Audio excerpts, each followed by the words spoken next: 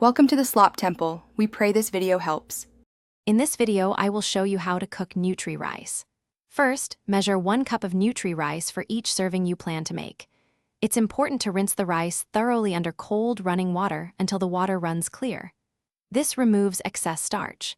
Next, for perfect results, remember to use a 2-to-1 ratio of water to Nutri rice. For example, for 1 cup of rice, you'll need 2 cups of water. You have 2 excellent options for cooking Nutri rice: stovetop or a rice cooker.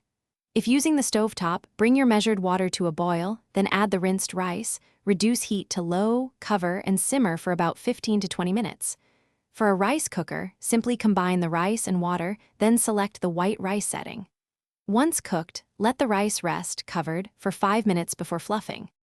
To elevate the taste of your Nutri rice, consider adding a few simple ingredients. A small pinch of salt to the cooking water can significantly enhance its natural flavor. For a richer texture and taste, stir in about 1 tablespoon of butter or a healthy olive oil after cooking. You can also experiment with aromatic additions like a bay leaf or a few cardamom pods during the cooking process for an extra layer of deliciousness. Once your Nutri rice is perfectly cooked and rested, it's time to serve. Gently fluff the rice with a fork to separate the grains and release any remaining steam.